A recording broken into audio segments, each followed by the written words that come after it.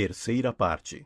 A partir da era moderna dos discos voadores, desde 1947, uma característica passou a ser notável e bastante significativa. Em determinados períodos de tempo, as observações de UFOs aumentavam consideravelmente para depois cair de forma brusca. Produziam-se quase a nível mundial, perfilando-se especialmente sobre uma determinada região. Essa característica do fenômeno passou a ser definida como onda UFO. Assim, uma onda UFO corresponde à manifestação do fenômeno que se desenvolve num breve espaço de tempo, dias, meses, semanas, e se limita a uma área geográfica específica.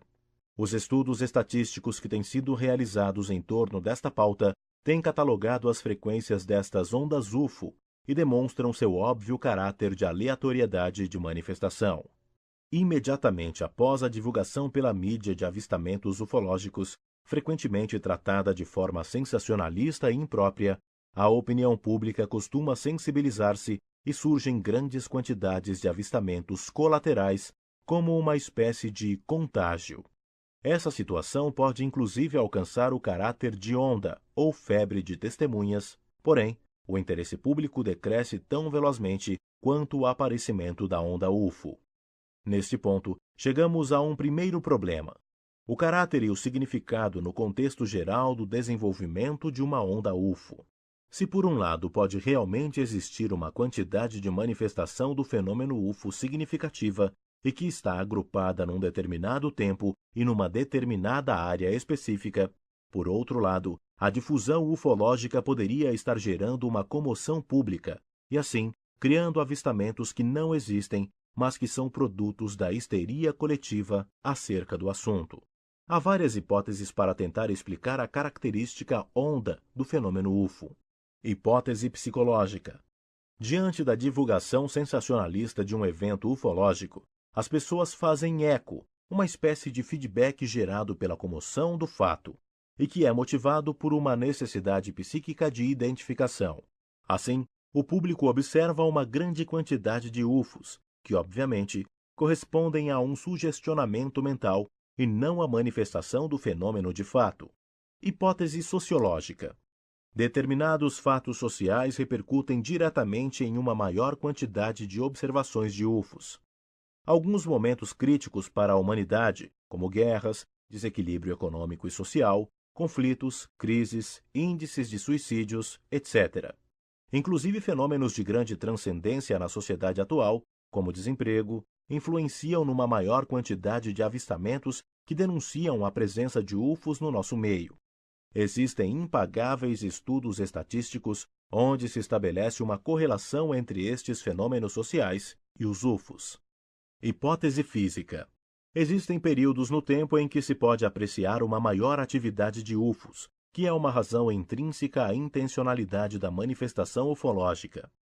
A primeira hipótese foi utilizada com excessiva liberdade, tanto por pessoas que pretendiam revelar um novo fenômeno psicológico de grande transcendência para a humanidade, como por aqueles meios de comunicação que, depois de divulgar avistamentos de forma inadequada, criticam os mesmos, alegando explicações simplistas, como histeria coletiva, loucura geral, etc.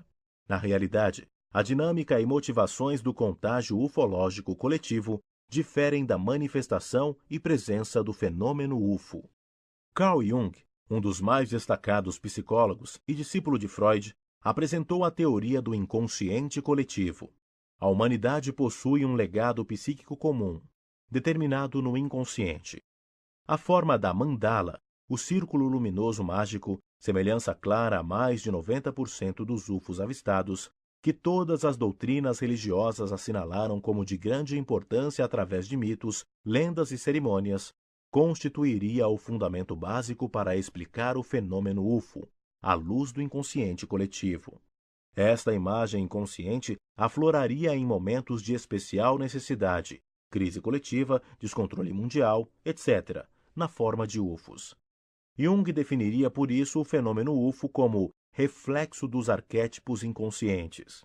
As dificuldades que apresentam a teoria do reflexo dos arquétipos inconscientes começam quando os UFOs produzem rastros físicos, marcas no solo, alterações biológicas nos seres vivos, são detectadas com meios tecnológicos avançados, como o radar ou sonar.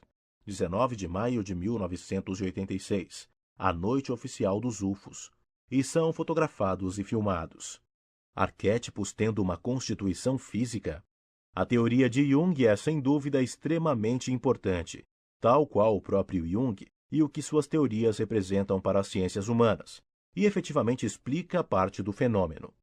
Mas o próprio Jung assumiu em vida que há algumas provas do fenômeno UFO que não admitem qualquer alternativa a não ser a de se aceitar que pode haver alguma realidade física do fenômeno.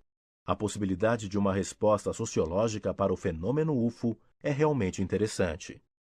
Existem dados comparativos e significativos. Os anos de 1946, 1954, 1965 e 1968 assinalam um aumento significativo de demanda de emprego nos Estados Unidos, coincidindo justamente com datas de supostas ondas UFO. Outros anos com grande quantidade de avistamentos ufológicos também registravam momentos extraordinariamente críticos na política, descontroles sociais e depressões econômicas agudas.